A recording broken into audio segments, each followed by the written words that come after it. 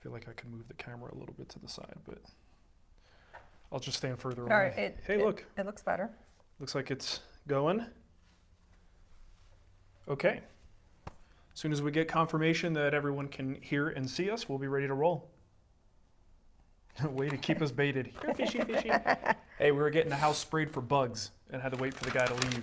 I found a ginormous spider in the bathroom. It was so big. Nicole came out with a flamethrower. She's like, I got this. Well, here's the thing. I'm a country girl. I grew up in the woods. Me too. No, you're not. So, I mean, I'm used to spiders. I'm used to bugs. But a big spider is when I'm like, ah! Yeah, it was probably like this big. No, it was like this big. Yeah. So, hey, it's Friday Live. Hey. I'm Mark. But it's Thursday. But it actually is Thursday. Yeah, This is crazy. So, Dogs and cats living together. Mass hysteria. I'm so- Nicole. Yeah, by that's the way. Nicole. Hi. So thanks for everyone who gave me the feedback from last week's video with our new live setup. Feedback like, it makes me feel sick. And feedback Well, like, I will. Hey, I'm gonna. like, oh, I can't watch this. I would be in that I boat. feel the need to make fun of people. And you're making fun of me because I would be in that Well, same boat. that would be 'cause nothing new, I did not like Nicole. it. I didn't like Now, it. here's the thing. It was a new setup. And when we do this live stuff, I've got one shot to get it right. And that's at the beginning. I can't monkey around with settings while we're doing a show. So hopefully you'll see that things are a little bit better. You could. Oh, you want to sit there and watch me monkey around? So you should see there's not, we don't have the fisheye effect, or it's drastically limited. Everybody's the noticing color. you're still wearing the same shirt. Is it the same shirt I wore last week? Oh, man. It did get washed. Yeah, I can say I that. did, I It was did. freshly laundered. I- But man, now I feel like I missed an opportunity to wear one of my new shirts. See, you can get rid of the video Look, from last time. I wake up, I got Mateo, Dad, give me your iPhone. And I'm just like not in my right mind. Excuses. It's also Thursday. It is Thursday. So hopefully this looks better, colors better. I got people giving me advice on frame rate and ISO setting. I'm like, look, I've done this before. I know what I'm doing. Give me a chance to fix it, okay? So here we are. This is good stuff. Hopefully you guys like the setup.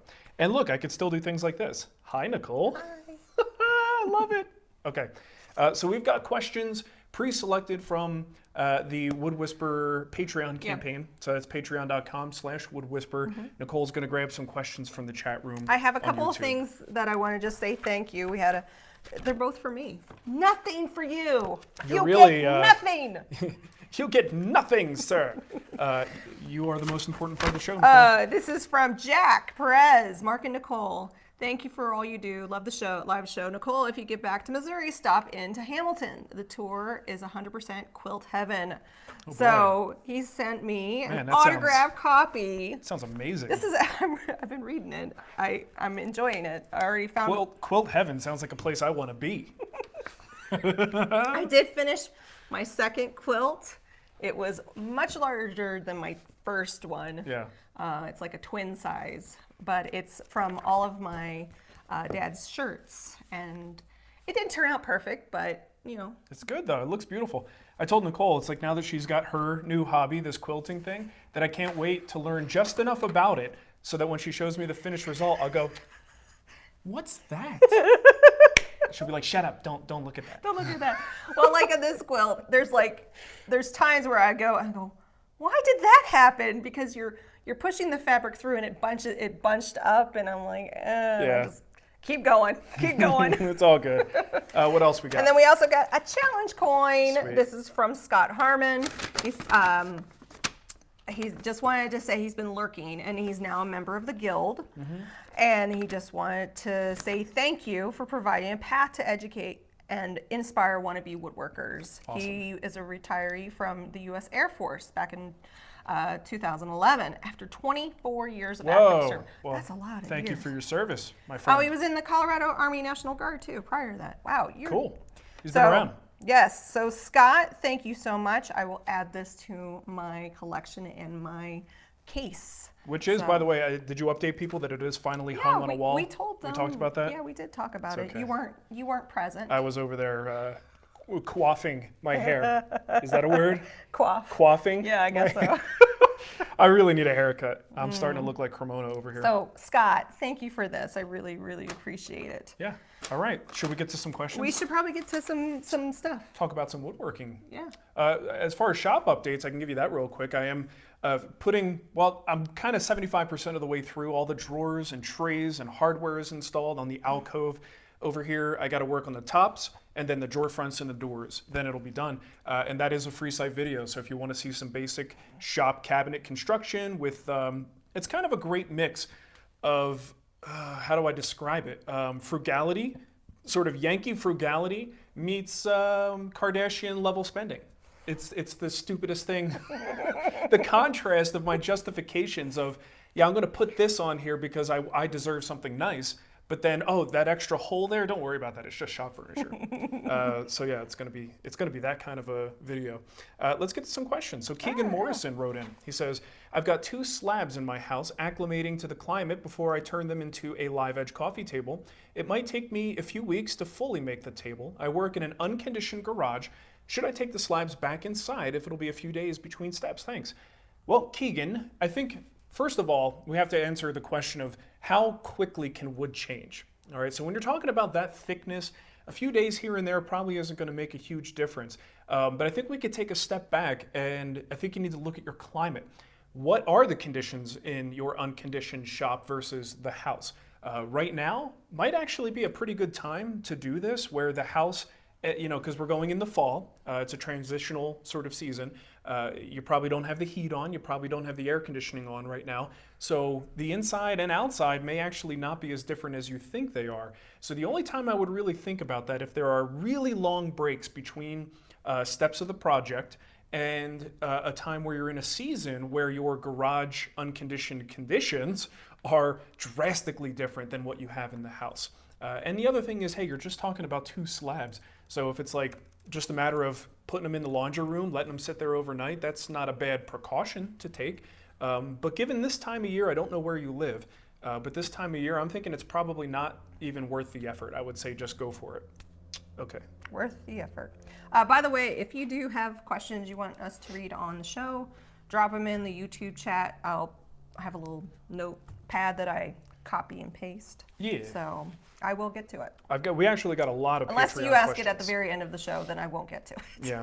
Yeah. So I'm going to jump into another one because I want to get through some of these. Jason Goodrich says, my list of projects to do is a mile long, like most people, but as my skills have improved, there are a couple of projects that I would love to go back and redo only if I could. What project would you redo if you didn't have so many new projects? It's a good question. You know, a lot of my older projects, once I get to the point that I'm like, meh, I'm done with it, even if it wasn't my best effort, I actually... You're like me with the quilt. Yeah, I'm done. I'm done. Once I'm done with it, that project becomes its own little microcosm. It's very rare that I look at that and go, man, I want another shot at that. The Adirondack chairs, it took you how many years to go back to those to redo them? No, what he's talking about is, let's say I didn't... Years later, I want to change the design and have another crack at it with newer skills, newer design sets. Gotcha. The other thing would be like the little stepping stool bench that I built for the kids. Oh, yeah. That was one project. It was easy enough to revisit it and make an improvement over an old one. The hall table you've redone a couple times.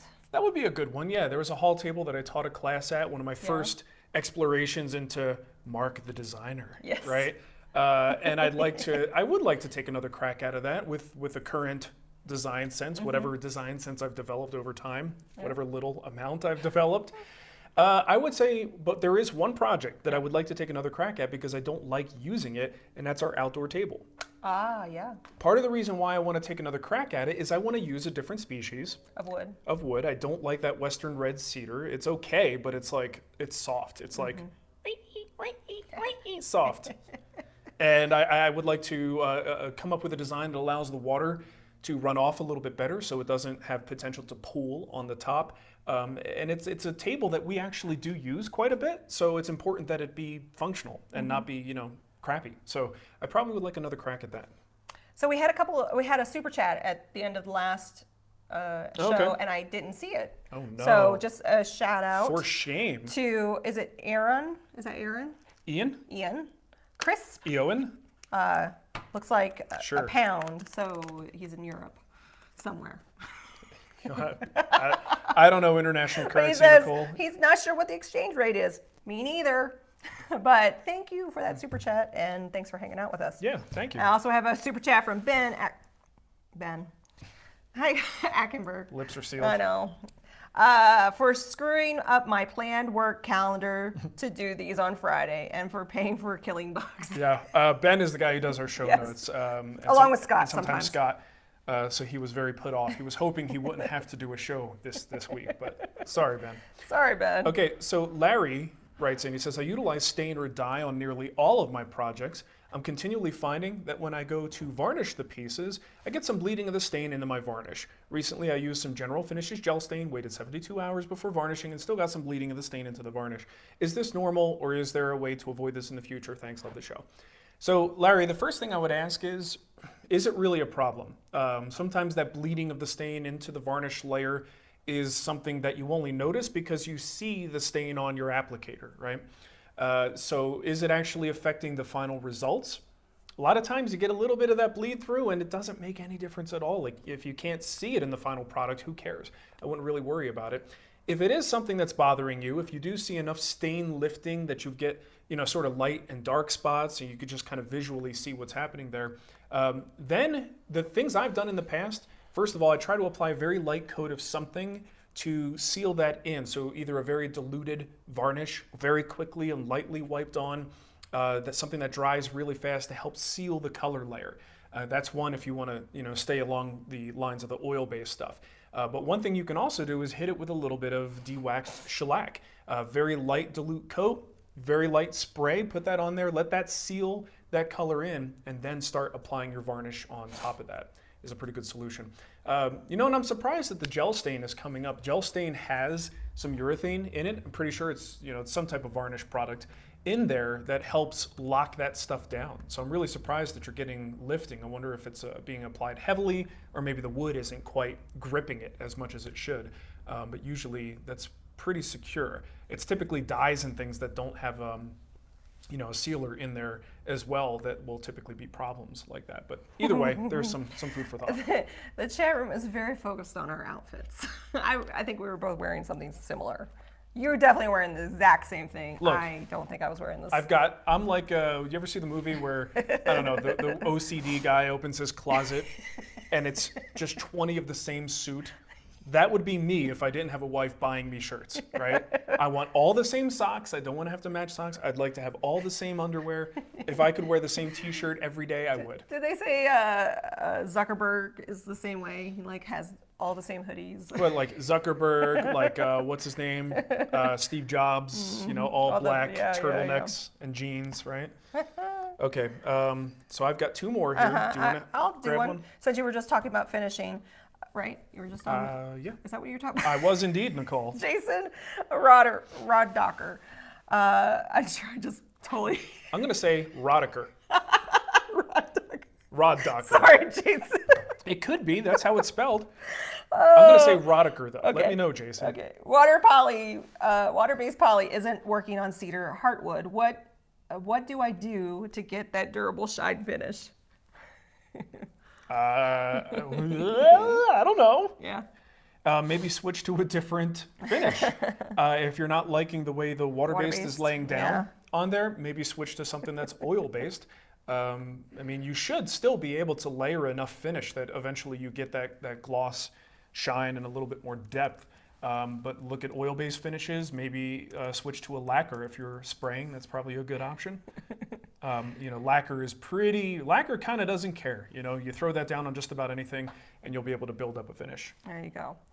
Let's see. We have Alex Kilpatrick, drying wood in the air-conditioned basement. Considerations, precautions for dealing with bugs, Good. mold, etc. He doesn't really dry wood. Well, the thing is, I don't really work. Yeah, I work with kiln-dried boards most of the time. I live in Denver. Moisture isn't really a problem. Right. I also work in a garage, so I'm not in a basement, which tends to retain a little bit more Moisture. humidity and moisture. So as far as bug prevention and mold prevention, Well, I can say with mold prevention, circulation. You obviously need to circulate air around those boards. So sticker and stack them, and just make sure you have fresh air somehow coming down. Like a fan? Into the basement, possibly a fan. Sometimes you might go to the extent of a dehumidifier, but just be careful not to because the other thing is you're in the basement. I'm always cautious about doing things that impact your HVAC system and the rest of the house. So I don't want to give too much advice on that. But ask around. There are probably people with more knowledge on that topic than me. Okay, I got one from Corey. Okay. He says, help! I built a tabletop out of reclaimed wood and used epoxy to fill the knots and cracks after I glued up the panel. I was a little too liberal with the epoxy, and now I have to get rid of the excess from the fills. I've seen you sand them down in the past, such as your live edge coffee table, but I went overboard on a few spots. Is there a good way to knock them down first to save some sanding trouble? Yeah, scraper. If you got I've actually used to have a old Stanley block plane that I would dedicate to just clearing off epoxy because it can, dull the blade pretty quickly. So hit it with a block plane, hit it with a cabinet scraper. There's a number 80 cabinet scraper. You could work it down that way. Of course, the stuff has to be really well cured for this kind of thing to work. Otherwise, it's kind of gummy and just kind of pulls and pills up. But regular card scrapers will work well. But that's it. The other thing is if it's built up a whole lot, sometimes you can just get that low grit sanding paper and just work, maybe do what everyone says not to do, tilt the random orbit sander on a slight angle and just attack the high spots and then work down. Once you get pretty close to flat, keep the sander flat because you don't want to have it digging in too much. Okay. Good stuff. Right, Nicole? Yeah. What he said. Ken S. I'm building a bench out of pine for a Well, there's your mistake. fire chief. Oh, volunteer fire chief and deputy. I want the members to sign the bench. What is your advice for finishing the bench to protect the signatures? We did this for. Did we answer this question a couple I thought so, shows ago? but we even have a video, the table and chairs, because Mateo signed the tables and chairs, and so kids table and chair project. Woodworkers Fighting Cancer about. A couple years ago. 3 years ago? Yeah, so that's a project that I finished with I think it was a white lacquer, and I showed how I sealed in the marks from the kids writing on it. That's one solution, but I could also just tell you. I signed these little blocks of wood. I don't have one here. You need to sign another one. I'm waiting for another one. I need a name, young lady. I emailed it to you. Listen. That's one of the rewards. For Patreon, isn't it? Well, or is it the Guild? I think it's Patreon and the Guild. Okay. So it's in the super fan loot bag in the Guild, and then it's also a Patreon reward. Yeah, and I take a little piece of wood, I'll write the date on it and what project that scrap came from, and just sign it and say, hey, I love your butt, stuff like that. But usually what I do is I will sand it, put a very quick spray of lacquer on there. I want to seal the wood because if you write on unfinished wood, it tends to really stain, right? It just absorbs it like a sponge. So that crisp line just isn't there. So I give it a little coat of spray can, rattle can lacquer, sign, and then hit it again. The next coat though, right after I sign it, is very, very light. Kind of like we were talking before. I can't remember the guy's question, but it was about, sealing and stain. A very light coat to seal that layer in there. And then I might come back with a second coat after that, which will be the third final coat on top of it. And that seals it in pretty well. And that's using a Sharpie marker. If you put too much on at once, I think you could probably dissolve the ink or cause it to spread. So that's why you have to use that light coat after the signing. Well, there you go. Yeah. Yeah. Okay, let me finish mine here. Okay.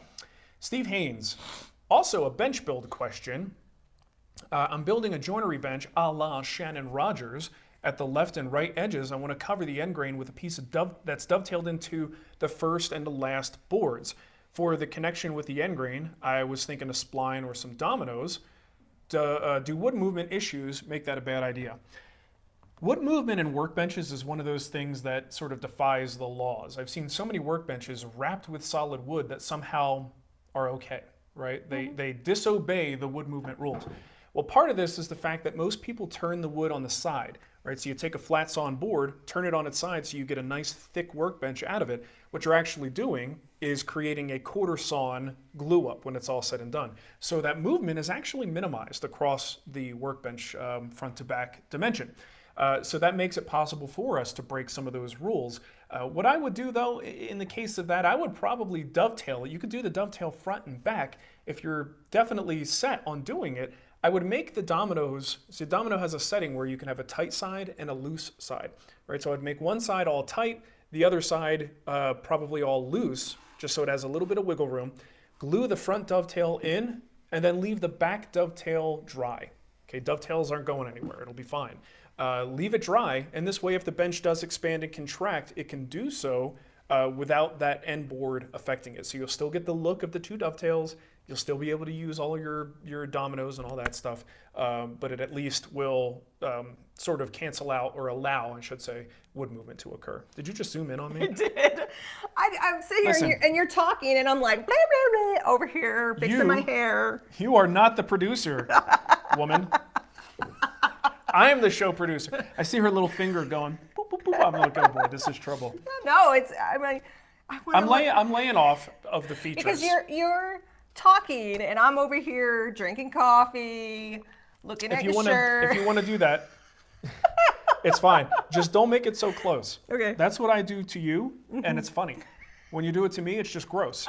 So if you're going to do it, widen out the camera. I just tapped it. Yeah, go like this. Tap it and then make it a little bit bigger. Oh, that's how it works. Right? Okay. Give people a little bit of breathing room. Don't be all up in the spags. You know what I'm saying? Okay? These are fun features. Let's not get carried away, Nicole. Okay. I just was tapping it. I didn't realize I could expand it. Hey, real quick, I want to thank folks on Patreon. I forgot to do that at the top of the show. Let's see. The Will, Chris Worstiuk, Dave Baker, Chris Ledbetter, Lark Atkin, and Peter Valkanis. I feel like I'm repeating names. I might be just terrible at this. Thank you, folks, for helping us out. We should have mentioned that at the top of the show. We also have a question from Matt Van Overloop. How would you support or prop up a softwood project when finishing to keep from denting the wood with items like the painter pyramid thingies? Oh, geez. Yeah. Painter pyramids are great in theory, but if you have soft woods, sometimes even, woods that you wouldn't consider to be that soft, like a cherry or something like that, you can get that little dent in there. And other times, see, you have a fresh coat of finish on there in most cases. So you might actually be denting the finish and dimpling it ever so slightly. So what I usually do is I try to be very strategic about it when I do this, so that the underside of a tabletop is the only one that ever sees those pyramids. The inside of a door frame, if I'm doing a door, that's the only side that sees those pyramids. I would never put the finish show side down in that sense. So what I would usually wind up doing is, especially if it's a softwood, you really don't want the show side to even touch those pyramids if you could avoid it. So I would put it down flat, probably have something soft on the workbench. Here, Nicole. Thank you. Something soft on the workbench. Finish the back side, put the finish on there, then flip it over, and if you want to put it on the pyramids at that point, set up your pyramids, put the wet side down, and then finish the show side with the show side up. And this way, if there's any denting, any sort of distorting of the finish at all, that's going to happen on the side that is really not going to be seen very often. That would be my strategy. Alex wants to know if you have a Chemex. What's a chain? He says it's the best pour-over coffee maker ever made. I don't have a pour-over. I've got a French press that I use pretty frequently, and I really, really like. But I don't have a pour-over. Yep. I have to look into that. Is that the one that looks like it was? It looks like a tribal drum. Like it's got a little tie around it. I'm not sure. I think Cremona has one. Does he? Yeah, he likes to look fancy with his fancy little coffee chemistry. M. Lindholm, with a homemade MFT style table, is the 96, is that millimeter, spacing critical versus 4-inch spacing using pegboard as drilling template? Or is simply the squareness and alignment of the holes important?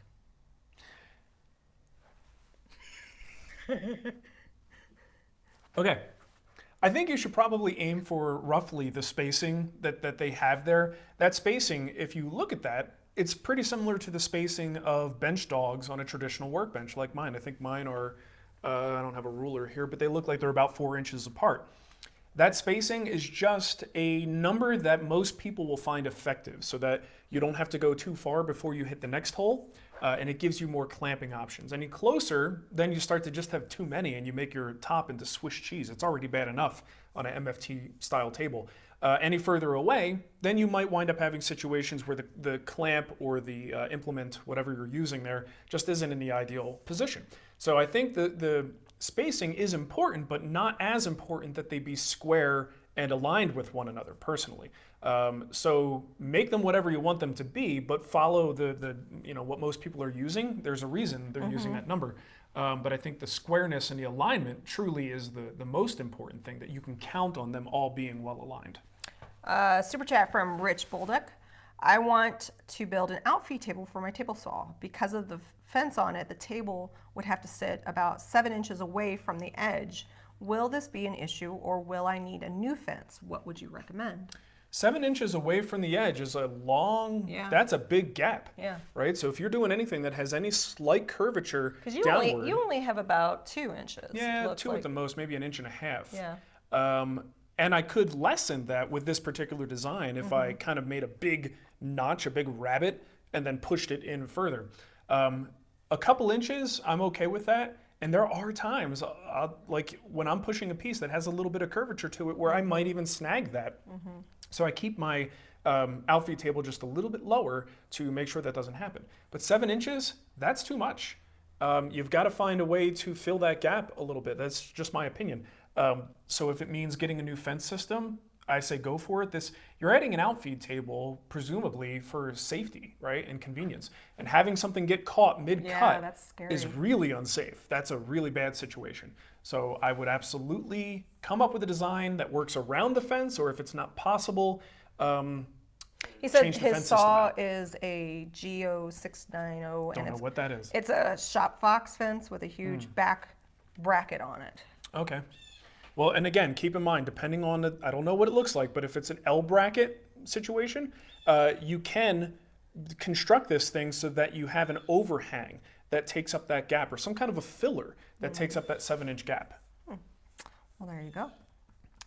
A question from Kenneth Dunn. I made a 0 clearance insert for my old Craftsman table saw, like Izzy Swan did, with the flattened PVC pipe and plywood. I added a riving knife using the PVC. Any reason this won't work / dangerous? If it's stable, it's fine. If it's unstable and rickety and flexible, then it's not fine. Right. But I don't know anything about it. You would be the judge of that. Or you should talk to Izzy. Go talk to Izzy. Go speak with Izzy. Why are you talking to me? But yeah. Let's see. Did he have anything? Anything else? Nothing else. Oh, that's it? Are we done? I'm done. All right. Well, we got a road trip. We do. Ahead of us. Got a pack. Doing a family thing in Missouri. Or Misery, as I like to call it. Am I right, Nicole? High five. That's where I grew up, dude. Hey, are we going to pass through Kansas City? Yes. Okay. Okay. Yeah? Okay. Yeah. I'm thinking. Do you want to time? We can try to time lunch or dinner there.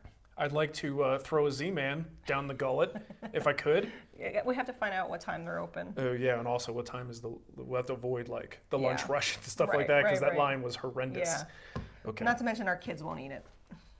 Ava might. Stupid kids. What is wrong with them? They're kids. What is wrong with them? They're kids. They don't like barbecue. They complain about pasta. Yeah. They don't like sushi. Well. Okay.